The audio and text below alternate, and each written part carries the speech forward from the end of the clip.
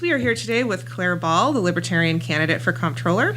We appreciate your being here today and invite you to start by providing an opening statement as to why you are running for this office and why you think you're the best candidate. Great. Well, thank you so much for having me. I appreciate the time.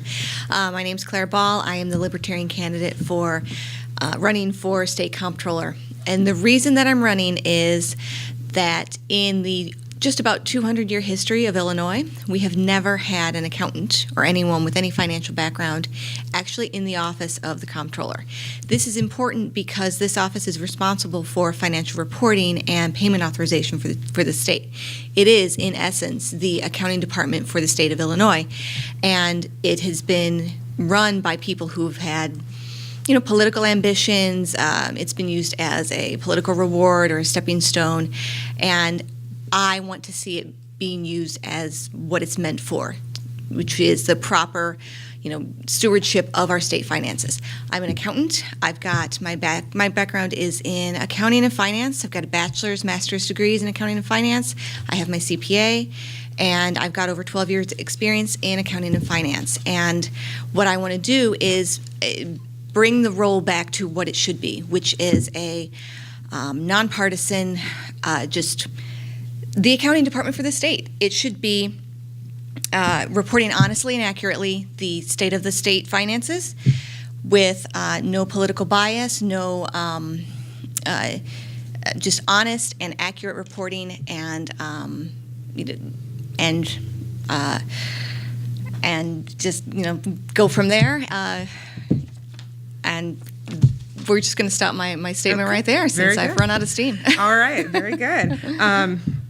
So this is your second run for Comptroller. You ran into 2016, also as running as a Libertarian. What made you decide to go for a second time?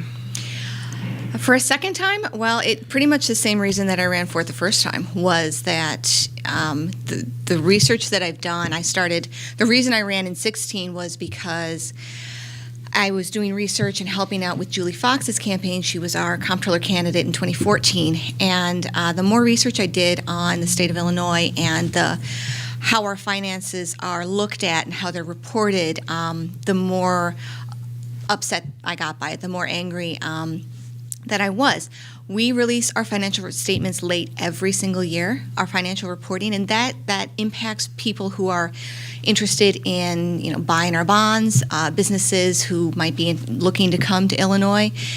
If we cannot report out timely and accurately what's going on with the state, then how can they take us seriously as a viable option? And so the more research that I did, the more I felt that, no, we need someone who is looking to run to do the job of state comptroller and not to further any political careers or continue the two-party power plays that go on that we see so often in Illinois. Okay.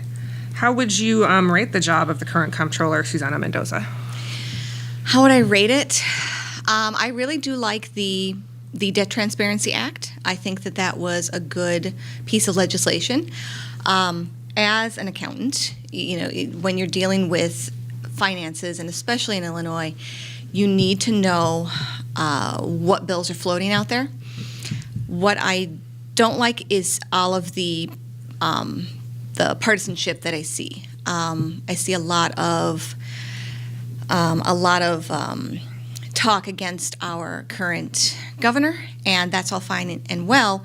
When someone's doing something wrong, you should call them out on it, but not exclusively that party or that person. I would like to see more research done into the state as a whole. We have a lot of different problems. We have a lot of areas where the finances are just abysmal if you look at some of our local municipalities, and those are areas where the Comptroller's office can and should be focusing on. In what capacity do you see the comptroller? I mean, I know she collects, or that office collects the reports. Mm-hmm. In what area could that office be of assistance to these municipalities? A couple of different ways. Well, the comptroller collects the financial reports, but then if they're not correct, the comptroller can kick them back.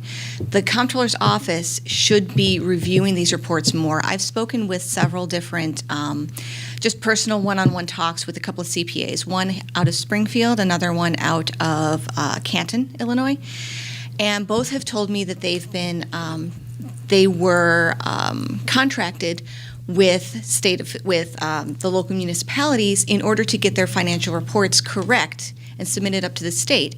And when there are questions, when there have been issues, they haven't been getting any kind of feedback. So the Office of the Comptroller should be there to be a resource for the more local municipalities, should be able to offer them, assistance in here's how to fill your reports out if you suspect there are issues going on in your department, and you're not sure who to turn to. You should be able to go up to the comptroller. I mean, it's basically the CFO of the state, and so for finances and financial related issues, you should be able to go to that person to get direction. And I think the focus needs to be turned more towards helping out the municipalities in that regard. I also think that the office should focus more on getting the financial reports out on time. As I said in my opening statement, being chronically late makes us look very bad to the rest of the nation, and also to the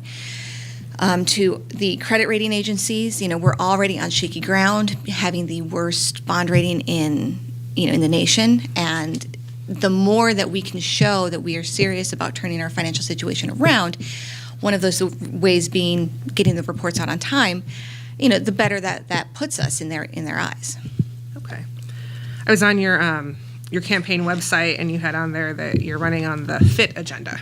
Yeah. So if you could kind of explain broadly what the FIT agenda is, then we'll kind of take each part individually from there. Sure. The FIT agenda is it's pretty.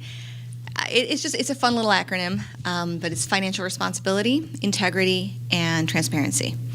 Basically, the three fundamentals that I want to bring to the Office of the Comptroller. I want to bring more financial responsibility. I want to bring another level of integrity or independence, if you will.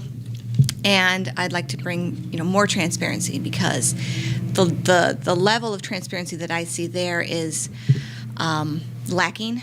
And I say this as an accountant and as someone who's lived in Illinois, since I was 8 years old. Okay. So let's start then, taking them individually, starting with F. You said fiscal responsibility. Mm-hmm. On your campaign website, you said you would lead by example and cut the comptroller's office budget. Where would you cut it? That's a good question. From reviewing part of the, I don't have a definite answer for that, but the reason is I've looked into the budgets that are available online, and so far, the 2015 budget, FY15's budget, the one that was enacted before the whole stalemate, that one was made up 78% of just personal services. In the comptroller's? In the comptroller's budget, yes, the comptroller's budget specifically. It was made up 78% where the descriptor given was just personal services. So I was not able to find any further detail into what that actually, what does that mean? What type of personal services? And so basically what I would do is I would come in and look at the comptroller's budget and look at, where are we duplicating services? Where are we, can we use our time and energy and our people more efficiently? I would really like to see us, the comptroller's budget, I would like to see us sharing services with the treasurer's office, because I think that even though the offices are split, there's nothing that says they can't go ahead and start sharing services now and start saving money. So that would be one area that I'd look at right away. But another thing that I'd like to do going forward is I want there to be detail into the comptroller's budget. I want people to be able to see and know, here's where every dollar is going. This category, this category, this category. I want that level of detail because it's taxpayer money and everyone should know exactly where it's going beyond personal services. Okay. Where do you see that the treasurer and the comptroller's office can share services? I would think in just day-to-day operations, and this is coming from an outsider's perspective. But just day-to-day operations, I don't see why lower-level personnel can't share some of the same administrative responsibilities. You know, they can share the same printers, the same office space. There are a lot of similarities between the treasurer's office and the comptroller's office in regards to they both are working on financial-related items. They're both non-legislative roles. You know, they're administrative. So, you know, I would just look at wherever we can combine our people. But, you know, also keeping in mind that specific duties are housed on, you know, by specific people. So you can't have someone who's a data clerk, you know, reviewing financial statements. It's not really going to work. I had this later, but I'll jump to it now since we're talking about it. Do you think the comptroller and treasurer's offices should be combined? I don't, and that Really? actually puts me. I'm actually the outsider on that point, but let me explain why. I don't believe that the offices should be combined. Firstly, from an accounting perspective, in accounting, in any good accounting department, there are three main areas that you want to keep segregated in order to keep the risks of fraud low. That being record keeping, authorization, and custody of assets. In Illinois, we already have record keeping and authorization. Those reside with the comptroller. The custody of assets, actually holding the money, that resides with the treasurer's office. And I don't think that in Illinois, with how many of our elected officials have gone to jail, I don't want to see that important check and balance between the two go away. The whole reason the office was created was due to fraud from the Auditor of Public Accounts, Orville Hodge, back in the 50s.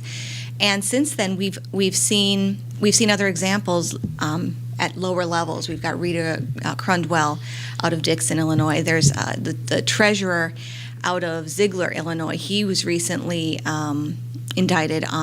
He's going to serve 4 years for stealing, I think it was $400,000.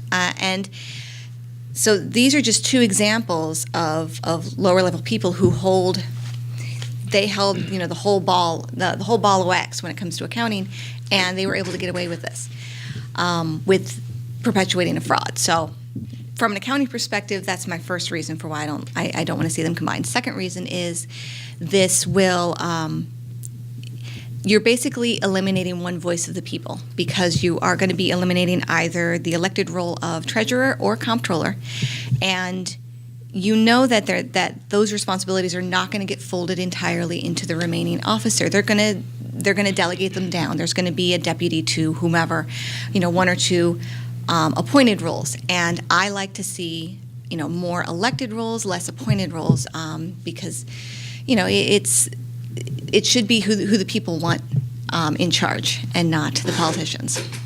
Okay. Going back to the FIT agenda under fiscal responsibility, is there anything else in particular you've got your eye on there that you'd want to implement? I'd also like to audit the lower levels. I'd also like to look at the budgets of the other constitutional offices. Now, obviously, the comptroller's office has no say in their budgets, but I'd like to, you know, what I would do is I would just take a look at their budgets and propose, hey, here's areas where coming from a financial perspective, see areas where you could cut. And I think bringing those things to light when it's coming from an unbiased place, this is purely talking financials, you're going to see, I'd like to hold their feet to the fire, if you will, and just say, hey, here's a bunch of areas where I see where you can cut. Do you agree? If you don't, why not? If you have a perfectly rational reason for keeping, you know, for that expense, that's perfectly fine. But we need to start justifying every expense in Illinois. I mean, we don't have the money to be able to be wishy-washy about the budgets anymore. As you noted, money in Illinois is tough. Typically, our lawmakers spend more than they take in. One of the main struggles the comptroller's office has had in recent years is the backlog of bills. More bills, and there's money to pay them. Reached an all-time high of unpaid bills of $16 billion. The office has basically been a triage center. How would you prioritize what bills are paid first? Because while the backlog is down, it's still in the billions. Oh yeah, and it's not pretty. The way that I would prioritize is I want to establish a table of priority that lists out in times of crunch, which in Illinois is always, who's going to get paid first, and most importantly, why. At the top of that list, and my criteria would start with who has the greatest need, that has the least amount of other resources to be able to get by until they can get paid. So social service providers, elderly care, would be the top of the list. And then I'd look at small businesses, schools, just those entities that depend almost solely on government funding. They would get top priority. And bottom of the list would be state and lawmaker pay, because I feel that if part of your job is to work with the governor and to put together and pass a balanced budget, and you're not doing that, and the budgets that you do pass are unbalanced, as we just discovered from our latest bond issuance, that the budget that was just passed, that they touted as being balanced, is actually $1.2 billion unbalanced. That shouldn't fly, especially not with where the state of Illinois is, and this has been happening over years. I would also publish this table of priorities, so that everyone knows and everyone can see, for two reasons. One, to give the people of Illinois some accountability to the Comptroller. When we deviate from that schedule, we need to explain that. You always should explain it. And you may have perfectly valid reasons for bumping someone up ahead of the line. That's fine. If you can't explain it, then you probably shouldn't have done it. The other reason is that will provide a small level of comfort to those vendors that are waiting for payment. If they can at least somewhat estimate on, okay, I'm this far in the queue, I should be getting paid around then, they can make other plans. It allows them to be able to give some definites to people that they may be going forward to get debt in order to survive until they get paid. Okay. Just going back really quick, you said you would put state and lawmaker pay toward the bottom. The courts have ruled you can't really do that. They've got to get paid. Well, they've got to get paid, yes. No, court mandated payments, yes. Yes. I mean, I'm not going to go against the law. Okay. We have a lot of payments. This is talking about the pool of resources that the Comptroller has after all of these state mandated payments, all the court orders, all the things that we must pay. Okay. I would advocate, though, for state lawmakers to get their pay bumped to the back. While I understand that we're all working hard for the state of Illinois, if you're not doing your job, if a lot of these lawmakers use that same methodology in an everyday job, they wouldn't be there for very long. Okay. Would you have advocated borrowing to pay down some of the backlog bills, which is what did happen in the last year? Yes and no, and here's why. While I agree that issuing bonds that charge a lower amount of interest to pay down higher level interest, while that can work, ultimately, I would say no. I would not advocate for it, because in Illinois, we've done that. We've done that over the years. We floated, I think it was $10 billion in bonds back in the early 2000s to pay down our pension costs at that time. And, the idea being, we'll get them paid down and then we'll be able to stay caught up. That didn't happen. In Illinois, what I see happening with this current bond issuance is it's only going to get added to our bill backlog in maybe 2 years, in 3 years. You can't borrow if you're not going to, you can't borrow to pay down debt if you don't then make changes to how you are financing things and how you are spending. We need to focus on how we are spending in Illinois and change that. And only once we do that and we make some fundamental changes to how they budget and to and bringing it down to real dollars, only then could I see something like issuing bonds to pay down debt actually, not making the problem worse in the future. Okay. So the next part of your FIT agenda is integrity. Explain to us what you mean when you say this. Integrity. I kind of lump integrity with independence, kind of put them together. And what I mean by that is, in Illinois politics, people like to say one thing, but then they do another. We've seen it, year in, year out. I want to bring a level of integrity to the Comptroller's office, as in, I'm looking to do the job of Comptroller. I'm not interested in starting some big, long political career. I'm not interested in being governor in 4 years. I want to do the job of Comptroller. I want the financial reports out on time. I want the reporting to be transparent. I want it to make so much sense that nobody ever has to wonder why this vendor's getting paid over that vendor, why we're at a structural deficit here, or why we've got a surplus there. And that's why I'm running, and that's and why it's coupled with independence is I don't care what letter follows your name. I care about what you're doing in the state of Illinois. So if you're playing games with our money, I will call you out on it. I don't care if you're Republican. I don't care if you're Democrat. And that drives my decisions. My decisions will be coming from an objective perspective always. It's going to be based on, is this the right move for Illinois? If it's not, speak out against it. If it is, great, praise it. Let's do it. And that is a level of integrity, a level of independence that you're not going to see from the other two sides. They can say that they'll be independent, but they're still, they are part of that party. I'm an outsider. Libertarian, I'm coming in. Libertarians are exactly the kind of people that you want in charge of your finances, because they're not going to care which side is in charge. They're going to care about what's happening. And, that's the level of integrity that I'm going to bring. And, I'd like to say that I'm the only one that can actually bring that. Okay. You said that you would not be interested in turning this into a long political career, run for governor. Are you in favor of term limits then for statewide constitutional offices? I am in Illinois, which is a little bit at odds as a libertarian, because libertarians, we believe that, if the people like what someone's doing, they should go ahead and elect that person.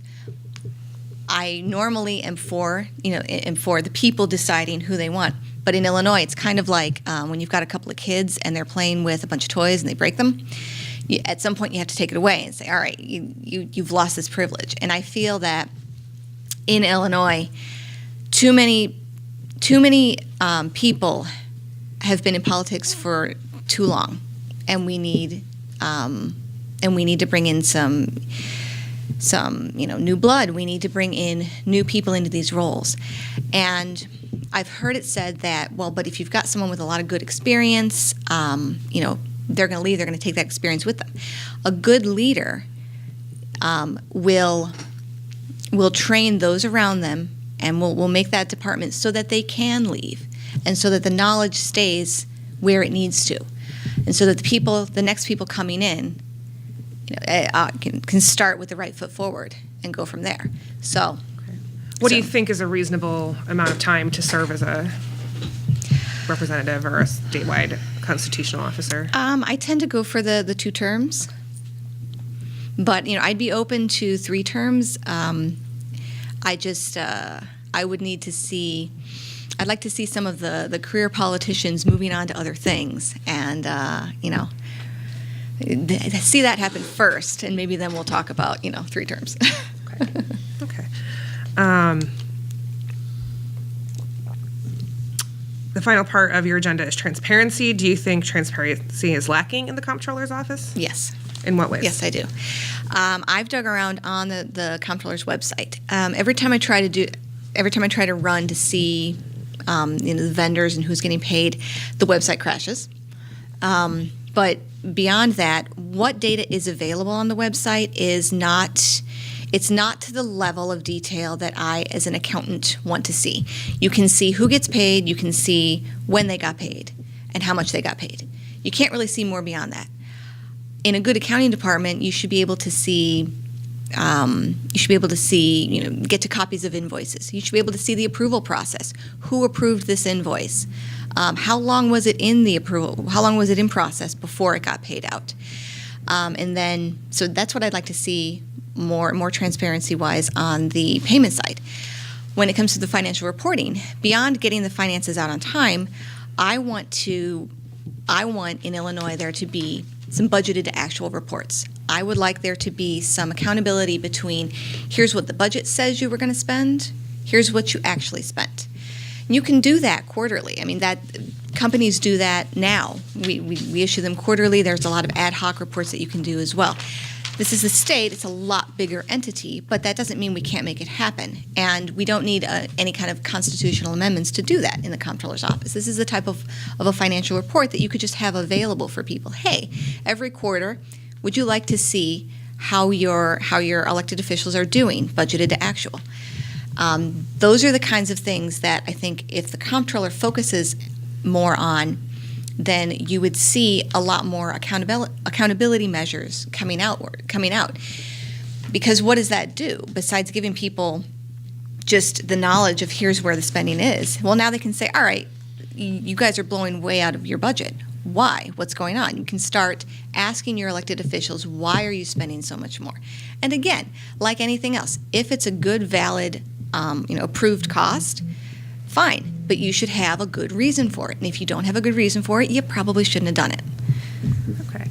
I don't know this for sure, but I would guess maybe some of those details you're wanting are not on there due to staff limitations. So how would you ensure that you can get that level of detail on there if say, you only had a certain amount of money to work with?